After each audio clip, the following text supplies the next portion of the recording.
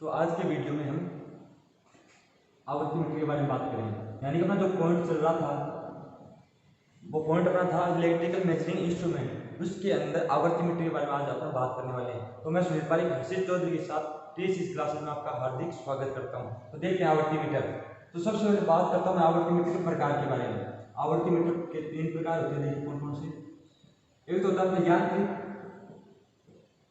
अनुनादी, यांत्रिक है अनुनादी, तो अपने इसको बोल सकते हैं मैकेनिकल रेजोनेंस, ठीक है।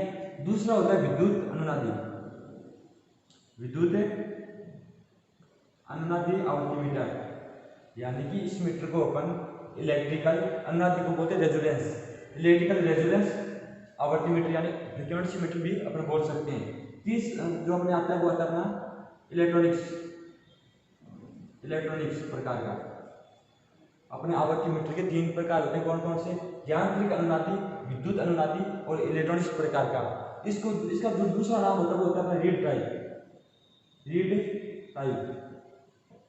तो अपन जो आज इस वीडियो के अंदर बात करेंगे वो करेंगे यांत्रिक अनुनादी यानी रीड टाइप आवर्ती मीटर के बारे में। यानी अपना जो रीड टाइप का आवर्ती मीटर होता है वो कैसे काम करता है, किस प्रकार उसकी कार्य प्रणाली होती है उसके बारे में। तो मैं बात करता हूँ रीड टाइप आवर्ती मीटर के बारे में। इन जो बच गया विद्युत अनुनादी आवर्ती मीटर और अपना बच गया एक इलेक्ट्रॉनिक्स, उसके बारे में बात करेंगे अगले वाले वीडियो के अंदर। तो बात करते हैं यांत्रिक अनुनादी आवर्ती। देखिए इसको बोलते हैं रीड, रीड का मतलब होता है पत्तियां, ठीक है। और बात आती है अगर मैकेनिकल की, तो मैकेनिकल का मतलब होता है यांत्रिक रूप से, मतलब कोई भी अपन विद्युत ऊर्जा दे वहां पे क्या बने चुंबक, तो चुंबक की वजह से आकर्षण और प्रत्याकर्षण हो तो वहां पे क्या काम करेगी, मैकेनिकल एनर्जी काम करेगी। उसी के सिद्धांत पर आधारित कौन अपना यांत्रिक अनुनादी यानी रीड टाइप का आवर्ती मीटर। तो देखिए होता कैसे है, मान लीजिए मेरे पास यहाँ पे क्या है कॉइल, ये मेरे पास एक रेडी कॉइल, इसके ऊपर मैंने लगा दी पत्तियां, ये मान लीजिए पत्ती लगा दी मैंने सीधी, ये कॉइल ले ली, इस कॉइल में मैंने इस प्रकार से पत्ती रख दी। और इस पत्ती को मैंने यहाँ पे इस प्रकार रखा, तो जब इसके अंदर मैं डीसी दूंगा तो इसके अंदर क्या बन जाएगी, एक फिक्स पोल बन जाएगी। यहाँ पे बन गया मान लीजिए एन और यहाँ पे बन गया एस। तो ये पत्ती क्या करेगी, अपनी तरफ खींच लेगी इस की पत्ती को और हिलेगी नहीं पत्ती। परंतु अगर इसके अंदर मैं एसी प्रवाहित करता हूँ यानी एसी करंट, अल्टरनेटिंग करंट प्रवाहित करता हूँ इसके अंदर, तो इस पत्ती को पकड़ी छोड़ेगी। क्यों पकड़ी छोड़ेगी? क्योंकि यहाँ पे क्या होती है साइकिल, कभी पॉजिटिव जाएगी कभी नेगेटिव में, यहाँ पर क्या हो जाएगी शून्य। तो यहाँ पे तो एक मजबूती से पकड़ लेगी उसको, यहाँ पे आते छोड़ देगी और यहाँ पे आते नेगेटिव में, यानी पोल क्या हो जाएगी चेंज, पोल चेंज होने की वजह से इस पत्ती को वापस से विपरीत पोलों से पकड़ ली जाएगी पत्ती, किसके द्वारा? इस कॉइल के द्वारा। तो इसी सिद्धांत पर आधारित कौन अपना रीड टाइप का आवर्ती मीटर। परंतु यहाँ पर इस प्रकार सीधी पत्तियां नहीं लगाते हैं अपन जो पत्तियां किस प्रकार लगाते हैं उसके बारे में अपन बाद में बात करेंगे, और जो इसमें किस प्रकार की पत्तियां लगाई जाती हैं उसके बारे में बात करेंगे। सबसे पहले जो बात करते हैं अपन इसकी कार्य प्रणाली के बारे में। तो देखिए मेरे पास अगर कोई भी धातुएं होती हैं, कोई भी धातु या कोई वस्तु कुछ भी हो, सभी की एक अपनी क्या होती है कंपन आवृत्ति, सभी की अलग अलग और अपनी एक खुद की कंपन आवृत्ति होती है। जैसे कुछ भी मान लीजिए अब मेरे पास अगर कोई मार्कर है, इस मार्कर को अगर मैं कहीं पर रख देता हूँ इसकी खुद ये क्या होती है कंपन आवृत्ति, कोई भी आवृत्तियां इसके पास आती है यानी कंपन होता है, जब तक इसके बराबर कंपन नहीं हो जाए, यानी इसकी जो कंपन खुद की आवृत्ति होती है प्राकृतिक कंपन आवृत्ति बोलते हैं इसको, इसके बराबर नहीं हो जाए जब तक ये कंपन नहीं करेगा। तो इसी सिद्धांत पर आधारित अपना लीड टाइप का आवर्ती मीटर, लीड क्यों बोलते हैं? लीड बोलते हैं पत्तियों, इसके अंदर क्या प्रयोग की जाती है पत्तियां, उनका आकार कैसा होता है एल आकार, इस आकार की पत्तियां होती हैं। यानी कि ये मान लो मेरे पास पत्ती सीधी, इसको मैं इस प्रकार एल आकार में क्या करता हूँ मोड़ दूँ, ये एल आकार की पत्तियां यूज की जाती हैं। अब इसको लगाते हैं कैसे, ये मान लीजिए मेरे पास क्या है कॉइल, ठीक है, और यहाँ पे मैंने क्या लगा दिया पत्तियां एल आकार की, इधर से आई पत्ती इधर लगा दी, कैसे मोड़ दूँ मैं सीधा डायग्राम दिखा देता हूँ आपको। ये मेरे पास कॉइल है और यहाँ पर मेरे पास पत्ती आई, इसको इस प्रकार मोड़ दिया, ठीक है।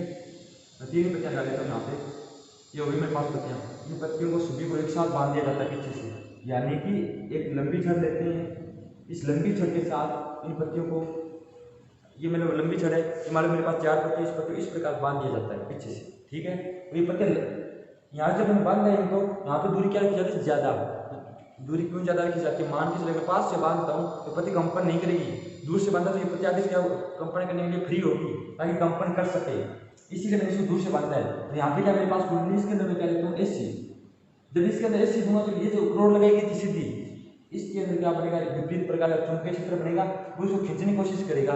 परंतु यहाँ पे मैंने क्या लगा दी, पत्तियां इसके ऊपर, तो पत्तियां भी क्या होगी, उसकी तरफ आकर्षित होगी, किसी तरफ कुंडली की तरफ। भाई ये मेरे पास कुंडली थी, ठीक है, ये मैंने यहाँ पे प्रोड लगाई, इस प्रोड के ऊपर मैंने क्या लगा दी, पत्तियां। जब ये प्रोड, ये वाली जो कुंडली है वो खींचेगी इसको प्रोड को अपनी तरफ, तो इन जो पत्तियां लगाई गई वो भी क्या होंगी, आकर्षित। ये भी किसकी बनी होती है, लोहे की पत्तियां। जब आकर्षित होगी उसके अंदर से वही पत्ती ज्यादा आकर्षित होगी जिसकी माध्यम की आवृत्ति, यानी उस पर जो पत्ती मैंने लगाई है, लीड लगाई है, उसकी जो कंपन आवृत्ति है, यानी प्राकृतिक कंपन आवृत्ति, उसकी कंपन आवृत्ति और इसकी कंपन आवृत्ति दोनों क्या हो जाए बराबर, तभी वो क्या होगी, ज्यादा हिलेगी। जो पत्ती ज्यादा हिलती है उसी पत्ती, वही पत्ती में क्या होगी, आवृत्ति होगी, यानी पत्ती के ऊपर लिख दिया जाता है 25 हर्ट्ज, 50 हर्ट्ज, इस प्रकार लिख दिया जाता है। तो मान लीजिए पत्ती में ज्यादा हिल रही है तो ये क्या होगी, अपनी कंपन आवृत्ति, ठीक है, कंपन आवृत्ति, सॉरी कंपन आवृत्ति नहीं, इसको बोलते, क्या बोलते हैं इसको, आवृत्ति। ये अपनी क्या होगी, आवृत्ति होगी। परंतु सभी पत्तियां समान आकार की नहीं होती, लंबाई चौड़ाई में समान रखी जाती है, परंतु इनका जो वजन रखा जाता है वो क्या होता है, अलग अलग। मानो इस पत्ती का वजन ज्यादा है, इस पत्ती इससे ज्यादा, इस पत्ती का अगली वाली पत्ती इससे ज्यादा, इस प्रकार अलग अलग वजन की पत्तियां रखी जाती हैं, ठीक है। अब ये तो है नहीं मैं यहाँ पे लोहा मजबूत ले लिया, ऐसा कुछ नहीं करते हैं अपन। यहाँ पे जो करते हैं, क्या करते हैं, या तो इनको छोड़ने करके वजन बढ़ा देते हैं, या कुछ अलग से कोई वस्तु लगा के इनका वजन क्या कर दिया जाता है, बढ़ा दिया जाता है, ताकि प्रत्येक पत्ती की जो कंपन आवृत्ति है, यानी प्रत्येक पत्ती जो कंपन आवृत्ति वो क्या हो जाए, अलग अलग। मान लो मैंने वजन नहीं बढ़ाता तो सभी की कंपन आवृत्ति क्या होती है, बराबर होती, इसीलिए मैंने यहाँ पे क्या करते वजन बढ़ा दिया ताकि इनकी जो कंपन आवृत्ति वो क्या हो जाए, अलग अलग, ठीक है।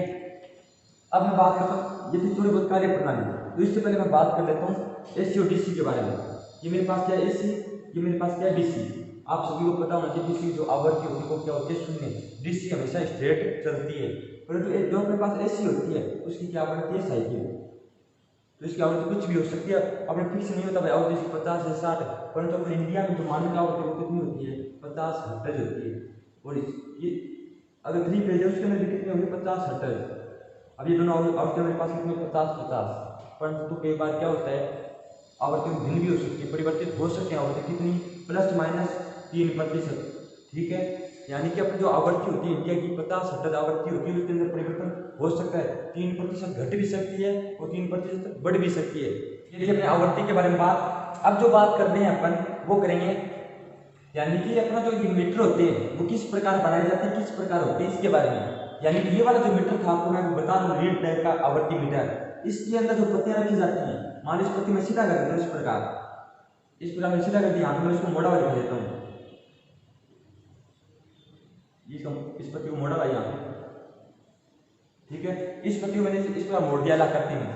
पत्तियों का आकार कैसा होता है, एल आकार का, ये बात आपको याद रखनी है, पत्तियों का आकार, ठीक है।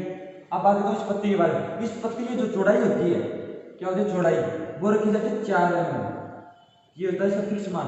यानी कि अगर आपको कहीं पर पूछा जाए ये जो आवर्ती मीटर होता है कौन सा वाला, यांत्रिक अनुनादी या रीड टाइप का जो आवर्ती मीटर होता है, उसके अंदर प्रयोग की जाने वाली पत्तियों की चौड़ाई कितनी होती है, 4 mm, ठीक है। ये था आपका पत्तियों चौड़ाई के बारे में। अब बात करो पत्तियों की मोटाई के बारे में। पत्तियों की चौड़ाई भी होती है, पत्तियों की मोटाई भी होती है, पत्तियों की लंबाई भी होती है। लंबाई कोई फिक्स नहीं होती है पत्तियों की, जितना बड़ा मीटर होगा उसी तरह इनकी लंबाई रखी जाएगी, ठीक है। अब मोटाई क्या होगी, अब ये मानो मेरे पास क्या पत्ती, इस पत्ती में बना देता हूँ यहाँ पर,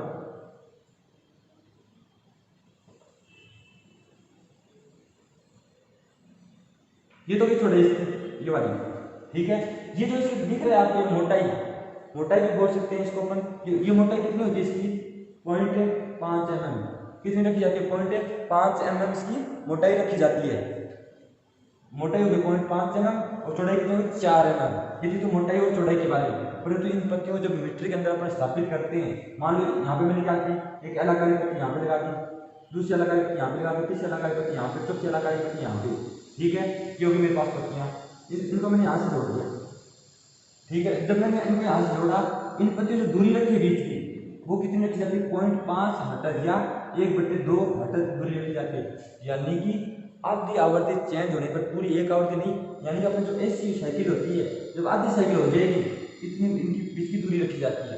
यानी जब आधी साइकिल चेंज होगी, मान लो मेरे पास पहले 50 थी, 50 साइकिल हो रही थी 1 सेकेंड के अंदर, अब मेरे पास जो साइकिल बन रही है वो 1 सेकेंड में 50.5, यानी 50 तो पूरी हो रही है साइकिल और एक आधी बढ़ रही है, यानी आधी एक्स्ट्रा हो गई अपने पास। आधी एक्स्ट्रा होती है, यहाँ पे अगली वाली पत्ती क्या होने लग जाएगी, कंपन करने लग जाएगी। इतनी दूरी इन दोनों पत्तियों के मध्य रखी जाती है। और आपको वहीं पर पूछा जाए रीड टाइप का जो आवर्ती मीटर होता है, उनके जो पत्तियों के बीच की दूरी रखी जाती है वो कितनी रखी जाती है, तो वो रखी जाती है 1/2 हर्ट्ज या 0.5 हर्ट्ज। ठीक है, ये बात की अपने दूरी की। जब मैंने इस पत्तियों को स्थापित कर दिया, नीचे कॉइल गाड़ी तांबे की, तो वहाँ पे मैं क्या दूंगा इसे सप्लाई, तो यहाँ पे क्या होगा, कंपन और पत्ती क्या दर्शा देगी, मान। जब 0.5 हर्ट्ज की आवृत्ति बढ़ती है तो उसके आगे वाली पत्ती क्या करने लग जाएगी, कंपन करने लग जाएगी। और इसके अंदर जो पत्ती सबसे ज्यादा कंपन करेगी उसी पत्ती का क्या लिया जाएगा, मान लिया जाएगा। मान लीजिए इसको लिखा गया 49 हर्ट्ज। ये पत्ती सबसे ज्यादा कंपन कर रही है, पास वाली भी कंपन करेंगी पर जो ज्यादा नहीं करेंगी। ये पत्ती क्या करेगी, ज्यादा कंपन, जिसकी आवृत्ति उस अपने जो इसकी आ रही है उसकी आवृत्ति बराबर हो जाए, वही पत्ती क्या करेगी, सबसे ज्यादा कंपन करेगी।